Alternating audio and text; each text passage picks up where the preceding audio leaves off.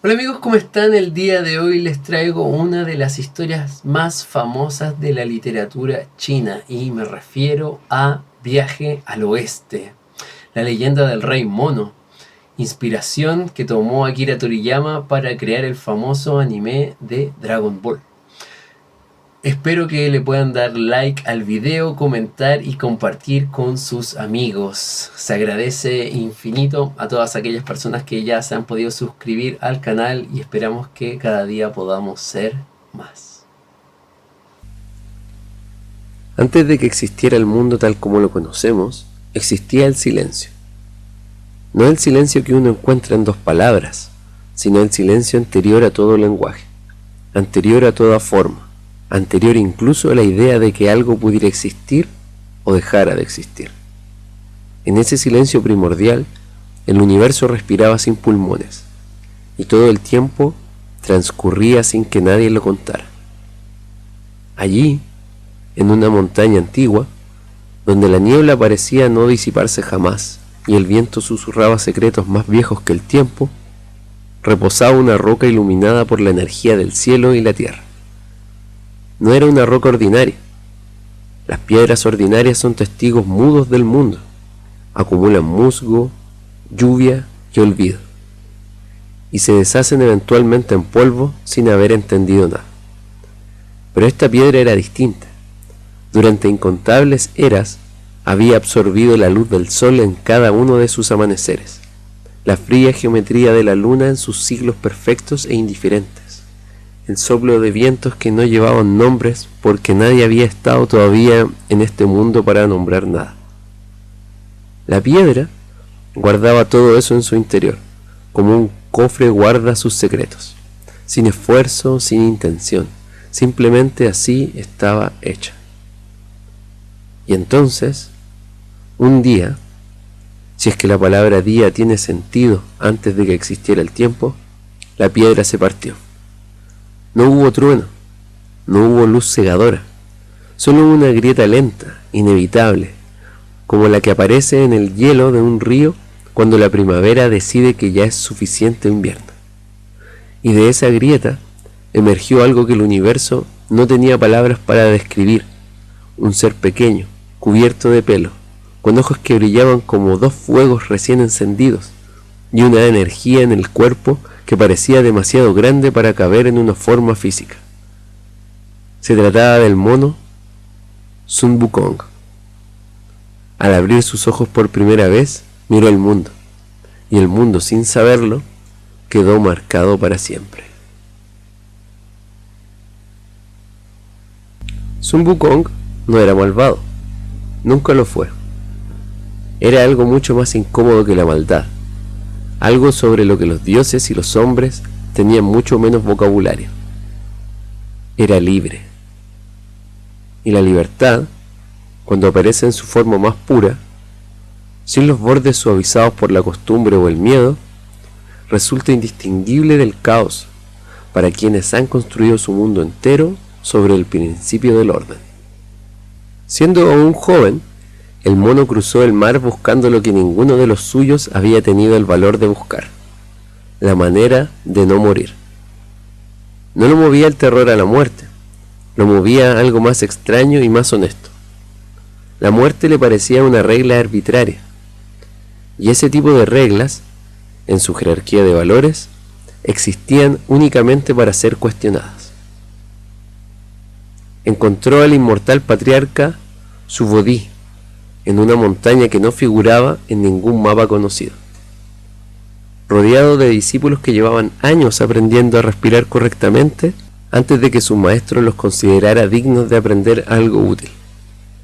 El mono llegó sin carta de presentación, sin linaje, sin nada salvo una curiosidad tan intensa que resultaba casi agresiva. Y el patriarca, que había visto muchas cosas en sus milenios de existencia, reconoció de inmediato que esto era diferente. Lo instruyó en las 72 transformaciones, el arte de recorrer miles de kilómetros en un solo salto sobre su nube voladora, en los secretos de la respiración interna que afina el espíritu hasta volverlo indestructible. Sun Wukong aprendió todo con una velocidad que desconcertaba a sus compañeros de estudio, que llevaban décadas intentando dominar lo que él asimilaba en días. No era que fuera más inteligente, era que aprendía sin la capa de reverencia que frena a quienes creen que el conocimiento es un privilegio y no un derecho. Pero el patriarca Subodhi era un sabio de la manera más completa. Sabía ver no solo lo que un ser era, sino lo que sería. Y lo que vio en el mono lo llenó de una inquietud que no tenía nombre preciso. No era miedo exactamente, era la sensación que tiene un herrero cuando comprende que el instrumento que acaba de forjar es demasiado afilado para cualquier mano conocida, incluyendo la propia. Lo expulsó, no con crueldad, sino con la claridad de quien sabe que hay errores que solo pueden contenerse antes de que ocurran, nunca después.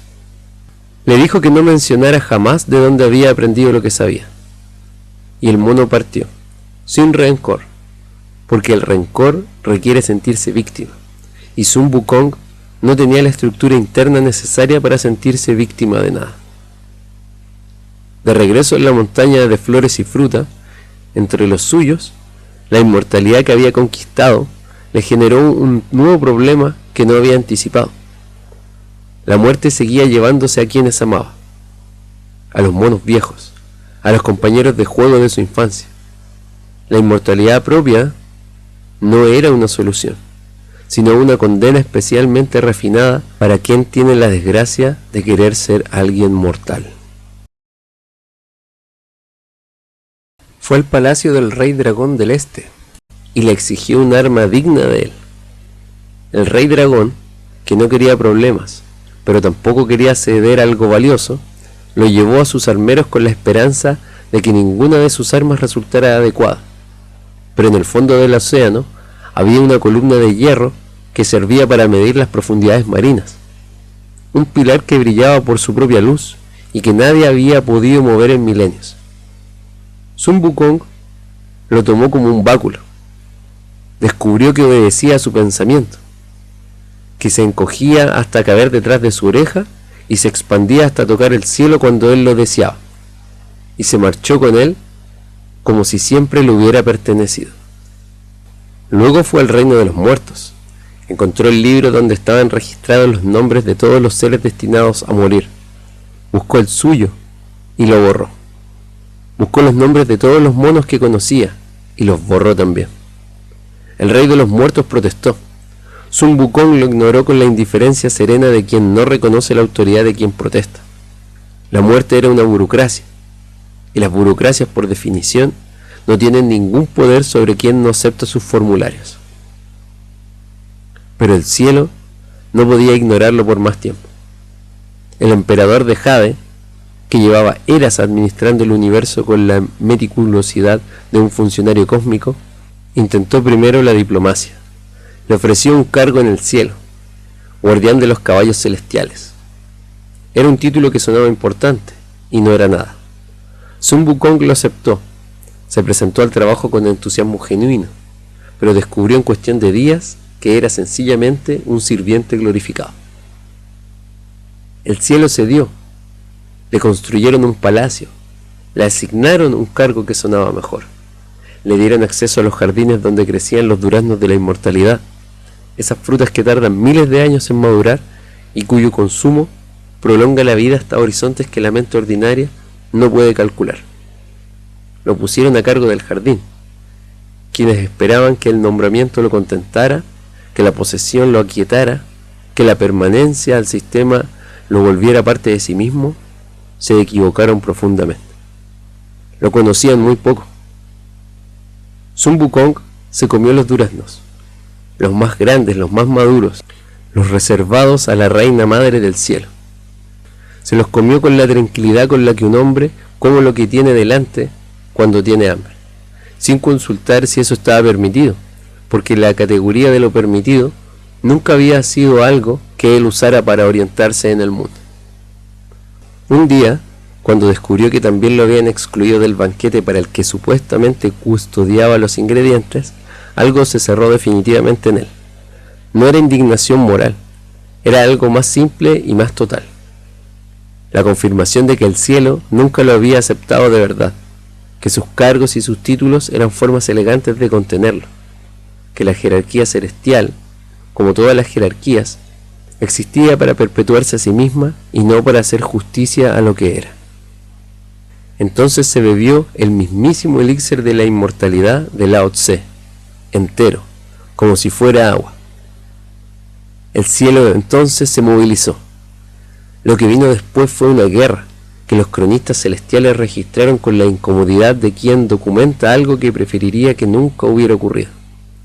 100.000 soldados celestiales, generales que llevaban en su hoja de servicio victorias contra dragones primordiales y demonios anteriores a la creación del mundo, trampas elaboradas con la sabiduría acumulada de eras de experiencia militar.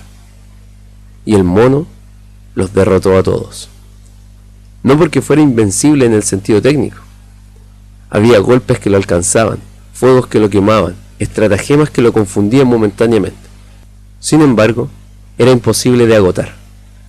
Cada vez que lo acorralaban, encontraba una salida que nadie había considerado, porque nadie con su nivel de poder había tenido jamás su absoluta falta de respeto por las convenciones del combate.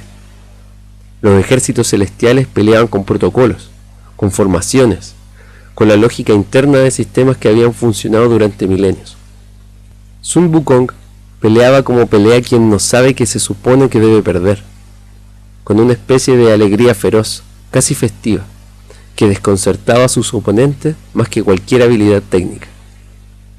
La obediencia construye ejércitos eficientes, pero la eficiencia tiene un límite preciso. Funciona mientras el adversario también juegue dentro de los límites conocidos. Y cuando el adversario no reconoce límite alguno, la eficiencia se convierte en rigidez, y la rigidez se rompe. La libertad no es más fuerte que el orden, es simplemente imprevisible. Y lo imprevisible, enfrentado a un sistema que solo sabe responder a lo que ya conoce, siempre gana.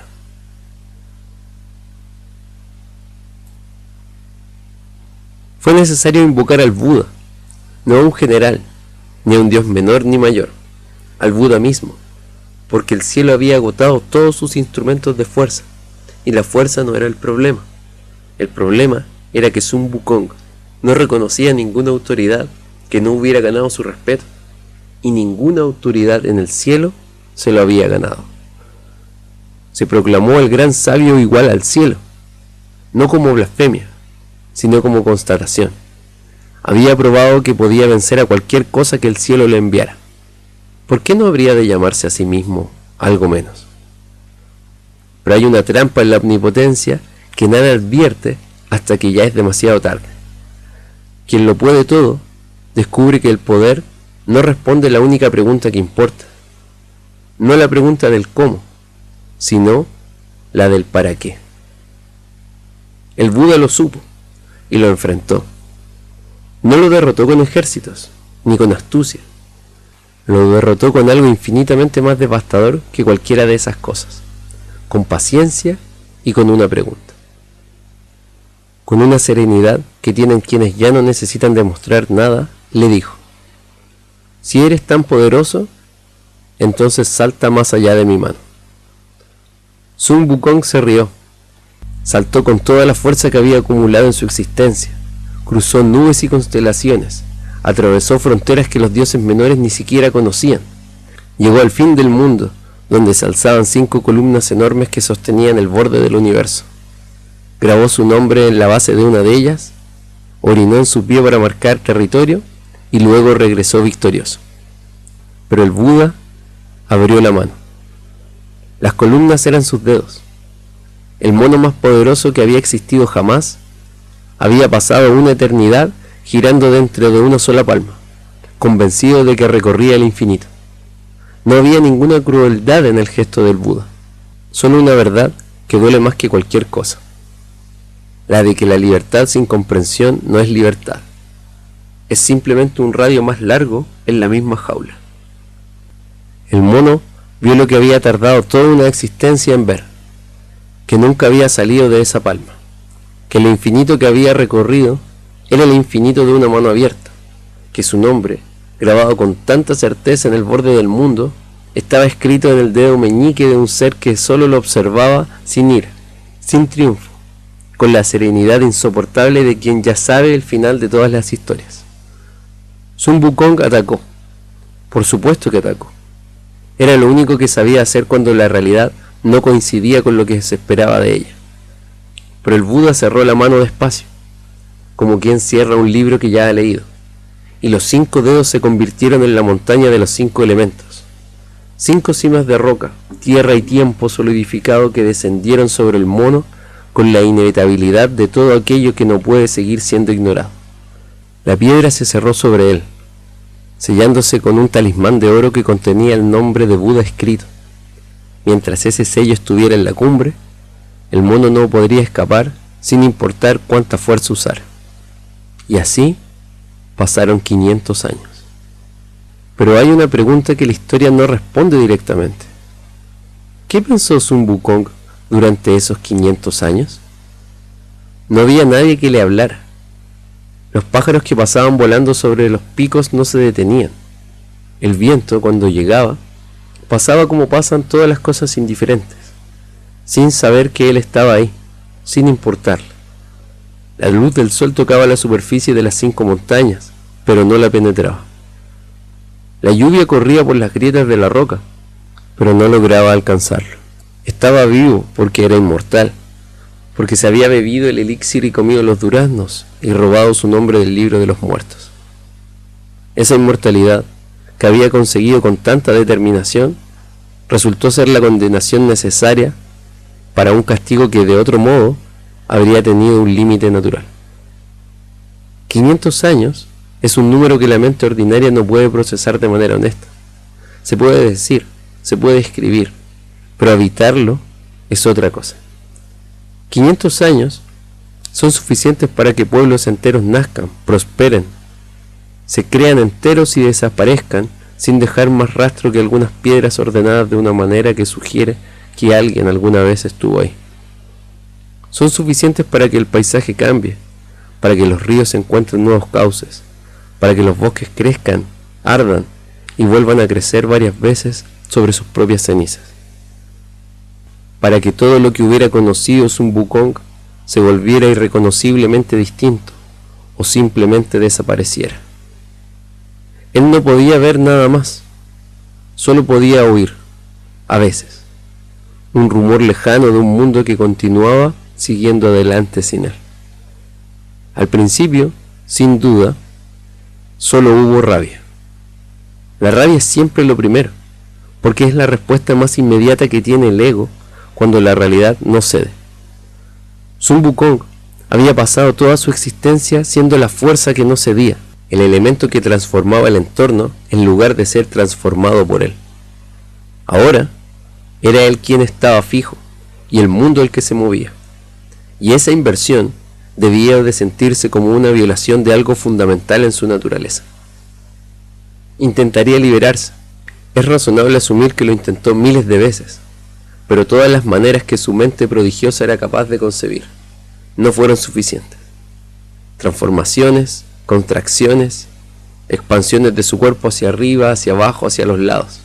Su báculo de hierro, que obedecía a su pensamiento, no tenía espacio para expandirse en ninguna dirección útil. La montaña no solo era roca, estaba sellada con el talismán del Buda, el papel con caracteres dorados que convertía la prisión física en algo de otro orden. Una prisión que respondía no a la fuerza, sino a la comprensión. Y la rabia que no encuentra salida no desaparece, se despliega sobre sí misma, se convierte en otras cosas, en desesperación primero. Esa variante que ha perdido su dirección y ya no sabe contra quién apuntar. Luego en algo más inquietante, más oscuro, algo para lo que la rabia ya no tiene energía, algo que se parece al dolor en su forma más desnuda, sin la adrenalina que hace al dolor tolerable. La mente humana y la mente del mono, que en tantas cosas se parece a la nuestra, es extraordinariamente ruidosa. Produce pensamientos como produce respiraciones, de manera continua, involuntaria, sin que nadie se lo pida. pensamientos sobre el pasado, sobre el futuro, sobre lo que debería haber sido y lo que todavía podría ser, sobre quién tiene la culpa y qué habría que hacer si uno pudiera hacer algo. Ese ruido es tan constante que la mayoría de los seres no lo percibe como ruido. Lo percibe como la condición natural de estar vivo, como el agua persigue el recipiente que la contiene. El mono había pasado su vida entera moviéndose, transformándose, combatiendo, conquistando. Pero descubrió bajo 5 montañas de piedra lo que no había encontrado en ningún otro lugar: la quietud.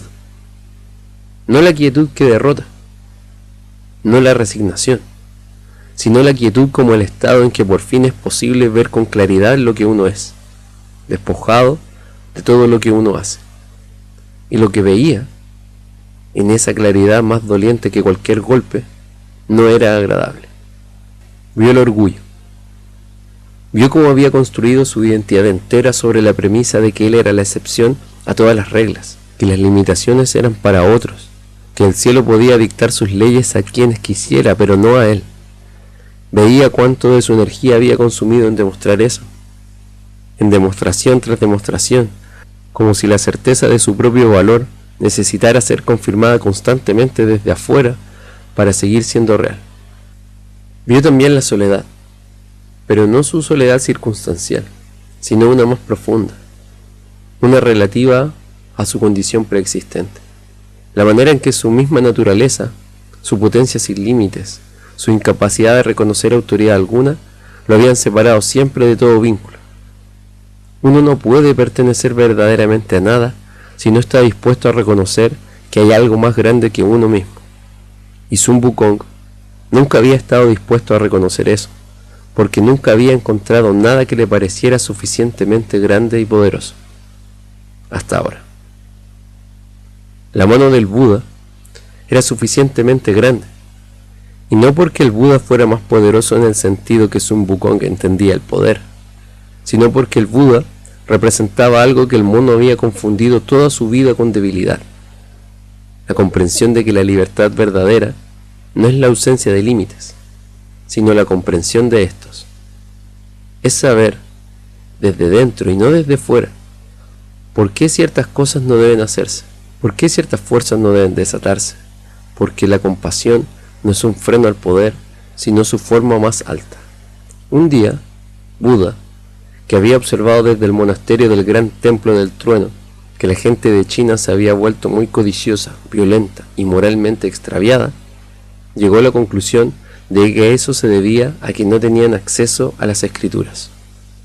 Los sutras, miles de rollos con las enseñanzas sobre cómo escapar del ciclo de reencarnaciones y alcanzar la iluminación, los cuales estaban protegidos en la India. Alguien tenía que ir a buscarlos, y ese alguien fue Tang San Sang, un monje frágil y dubitativo, hombre sin poderes especiales, que sería enviado a cruzar a pie un continente lleno de demonios, cargando con la misión de traer la verdad al oeste. Cuando Tang San Sang apareció al pie de la montaña, logró retirar el talismán del Buda con sus manos ordinarias. La roca empezó a ceder, y la luz entró por primera vez en 500 años. Sun Wukong no salió como había entrado, salió transformado en algo más denso, más real, más capaz de sostener lo que viene. Sin embargo, Tang San Sang dudaba de sí mismo, con una frecuencia que desesperaba a todos los que lo rodeaban. Rezaba con los ojos cerrados, incluso cuando el peligro estaba a pocos pasos, lo cual no era una señal de fe extraordinaria, sino, visto desde cierto ángulo, de una ingenuidad casi suicida. Era incapaz de distinguir a simple vista a un demonio de un ser humano, lo cual en el camino al oeste resultaba ser un problema recurrente y a veces casi fatal. Pero Buda lo había elegido a él, no a un guerrero, ni a un dios venido a menos, no a alguien con poderes ocultos que se revelarían en el momento decisivo, a este hombre frágil y dubitativo, que cargaba sus escrituras con más cuidado del que ponía en cuidarse a sí mismo. Es difícil no ver en esa elección una declaración filosófica. Quizás el universo no necesita a los más poderosos para sus tareas más importantes, Quizás los necesita precisamente a ellos, a los que tienen suficiente humanidad como para saber que no lo saben todo, suficiente vulnerabilidad como para que el dolor del mundo les importe de verdad, suficiente humildad como para pedir ayuda sin que el orgullo se interponga. Tang San Sang no era débil, era otra cosa. Era el tipo de fuerza que no se parece a ninguna fuerza conocida. La voluntad de seguir caminando sin certezas, de confiar sin garantías, de amar sin condiciones, incluso a los que causan problemas, incluso al mono irascible que lo insultaba cada vez que dudaba. Sun Wukong lo despreció al principio, abiertamente y sin disimulo. ¿Cómo no iba a hacerlo? Él había sacudido al cielo, había vencido a generales inmortales, y ahora tenía que cuidar a un hombre que se caía de su propio caballo. Pero el mono no era suficiente, y Kuan Yin lo sabía. La diosa de la compasión había organizado el viaje por encargo de Buda, y fue reclutando a los demás antes de que Tang San Sang partiera, buscando seres caídos que necesitaran redimirse y que a cambio ofrecieran protección al peregrino. Hao Li'e, el tercer príncipe, el rey dragón del Mar del Oeste, esperaba ejecución por haber quemado una perla sagrada del Palacio Celestial cuando Kuan Yin intercedió y lo convirtió en un caballo blanco, destinado a cargar al monje durante todo el camino. Por el otro lado, Xu Baiyi era la prueba de que el universo tiene el sentido del humor que roza la crueldad. Había sido un general celestial, bello y poderoso, antes de cometer el error de embriagarse y acosar a la diosa de la luna. Lo castigaron convirtiéndolo en lo que ya era por dentro, mitad cerdo, mitad hombre, todo apetito. El cielo, que tiene sus propias formas de rematar la broma, lo dejó caer además en el vientre de una cerda humana, como si la primera transformación no hubiera sido suficiente humillación. El resultado era una figura enorme y grotesca, hocico de cerdo, orejas de abanico, vientre que parecía llevar décadas de ventaja sobre el resto del cuerpo, armado con un rastrillo de 9 dientes que blandía con una ferocidad inversamente proporcional a sus ganas de usarlo. Su rol en el viaje era, en teoría, el de segundo discípulo y guardián. En la práctica, era el que quería abandonar cada vez que el camino se ponía difícil, el que robaba comida, el que dormía cuando había que vigilar. Cuando Tang San Sang lo aceptó como discípulo, le dio el nombre de Baiye, las 8 prohibiciones, un nombre que funcionaba como una lista de deseos al revés, porque Su las violaba todas con entusiasmo y sin demasiado remordimiento. Era cobarde con honestidad, que es casi una virtud si uno lo piensa bien. En un mundo lleno de máscaras, Su Baiye era descaradamente lo que era, y eso, aunque nadie lo admitiera, resultaba ser una especie de alivio. Xiao Ying era lo opuesto. Antes de su caída, había sido un general celestial, también guardián del salón de la Reina Madre del Cielo, hasta que rompió una copa de jade durante un banquete y fue desterrado al río de las arenas flotantes, donde vivió siglos matando y devorando a los peregrinos que intentaban cruzar. Era alto, de piel oscura y expresión permanentemente seria, con un collar de 9 cráneos que cargaba sin orgullo ni remordimiento, sino con la indiferencia de quien ha convertido en costumbre lo que al principio parecía monstruoso. 9 monjes, exactamente, que antes de Tang San Sang habían intentado cruzar ese río y no lo habían logrado. Y sin embargo, esos mismos cráneos, llegado el momento, formarían una balsa.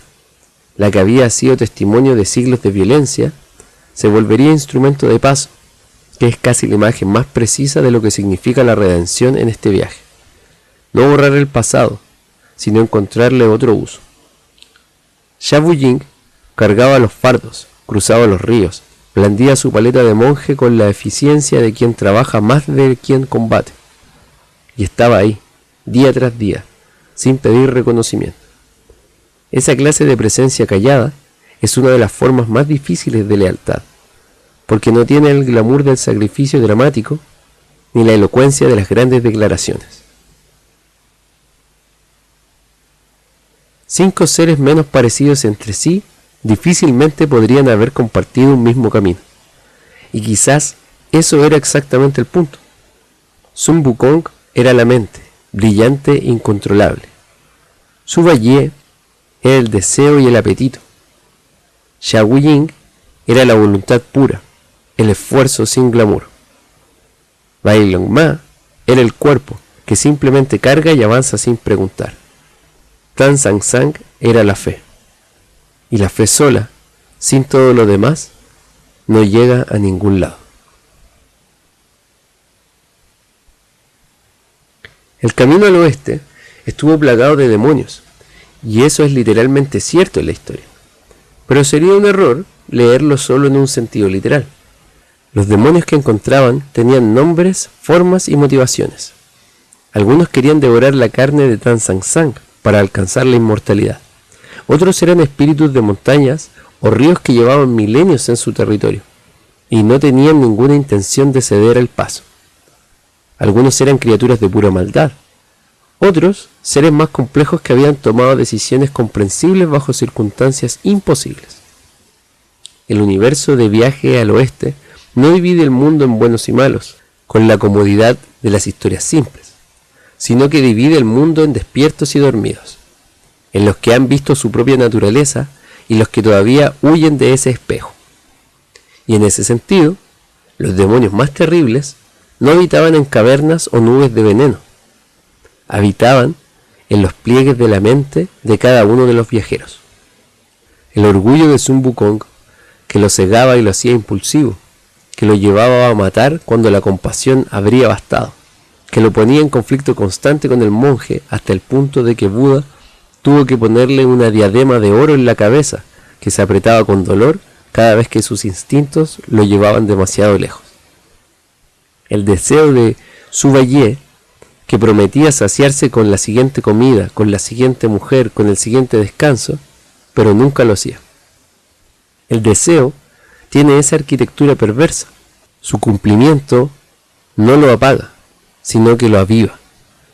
Cada satisfacción es la antesala de un hambre más intensa. El miedo de Tan Sang Sang, que no era cobardía, sino algo más honesto, la conciencia plena del peligro, sin el escudo de la inmortalidad ni el consuelo de los poderes sobrenaturales, donde cada paso al frente no se traducía en un heroísmo ignorante, sino en la elección de seguir a pesar de saber exactamente cuánto podía costar. La culpa de Xiao Ying, que cargaba literalmente alrededor del cuello el peso de lo que había sido: 9 cráneos, 9 muertes, siglos de violencia convertida en costumbre. Su silencio no era paz, sino la forma que adapta la culpa cuando ya no tiene palabras. Cada fardo que cargaba, cada río que cruzaba, era una forma de pagar una deuda que nadie le había cobrado formalmente, pero que él sabía que existía. Y la identidad perdida de Bai Long Ma, que había sido príncipe, también dragón, y ahora era un caballo blanco, sin voz ni historia visible. Su demonio interior era la invisibilidad misma, existir sin que nadie preguntara quién era antes, cargar el peso de otro, sin que eso contara como sacrificio propio. No hay soledad más extraña que la de quien está presente en todo momento, y aún así no es visto. Cada demonio que vencían era en algún sentido una versión amplificada y exteriorizada de algo que también vivían por dentro. La victoria sobre el monstruo de afuera era siempre también, en una lectura más profunda, una negación con el monstruo de adentro. En cierto punto del camino, Sun Wukong mata a unos bandidos. No son demonios, sino hombres. Hombres con maldad ordinaria. La clase de maldad que no necesita cuernos ni garras. La que surge del hambre y la desesperación, o de las malas decisiones acumuladas. El mono los mata porque representan un peligro y porque tiene la capacidad de hacerlo. Porque en su jerarquía de valores, la eficiencia ha ocupado siempre el lugar que en otros ocupa la compasión. Tan Sang Sang lloró. Sun Wukong se exasperó. ¿Por qué llorar por bandidos? ¿No era necesario proteger la misión? Pero el monje lloró exactamente por eso, porque eran hombres, porque ningún propósito, por elevado que sea, justifica tratar una vida humana como un obstáculo prescindible, porque la misión de llevar compasión al mundo no puede construirse sobre un camino de cadáveres sin nombre. El monje que Sun Wukong despreciaba por débil era en realidad el espejo más honesto que había tenido, alguien que le mostraba sin pretenderlo todo lo que el poder no puede comprar, la capacidad de ver el dolor ajeno sin clasificarlo, la voluntad de parar cuando lo correcto es detenerse, aunque todavía quede un largo trecho por delante. Tras 7 años de viaje, cuando el monje por fin alcanzó el templo, fue el propio Buda quien ordenó que se le entregaran los sutras, las escrituras sagradas, aunque la tarea cayó en manos de 2 de sus discípulos, Ananda y Kasyapa, que le pidieron un soborno. Como Tenzin Sang no tenía nada que dar, le entregaron los rollos de todas formas, pero eran rollos en blanco. Buda, al enterarse, dijo que los sutras vacíos eran en realidad los verdaderos, porque la verdad no puede escribirse. Luego los mandó a buscar de nuevo los escritos, porque la gente del este todavía no estaba lista para entender eso. El Buda recompensó a cada uno según lo que había sido. Tenzin Sang fue elevado a la condición de Buda, la fe completada vuelta a la iluminación. Sun Wukong fue nombrado Buda victorioso en el combate, título que reconocía que su camino hacia la santidad había pasado por el caos y la violencia, no a pesar de eso, sino a través de eso. Shabu Ying recibió el rango de Arahant, santo budista, reconocimiento silencioso para el discípulo silencioso.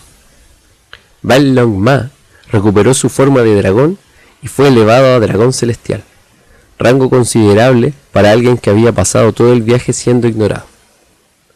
Xu Baiye recibió el título de purificador de altares, encargado de comerse las ofrendas que los fieles dejan en los templos.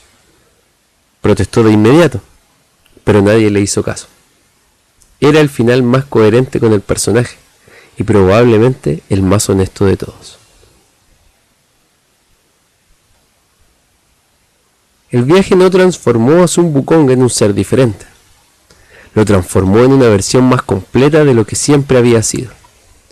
La libertad seguía ahí, intacta, pero ahora sabía algo que antes no, que la libertad sin un horizonte hacia el cual orientarse no es más que movimiento sin sentido, que el poder es solo una herramienta y que las herramientas no tienen ética propia, que la compasión no es debilidad, sino la forma más difícil y más necesaria de la fortaleza.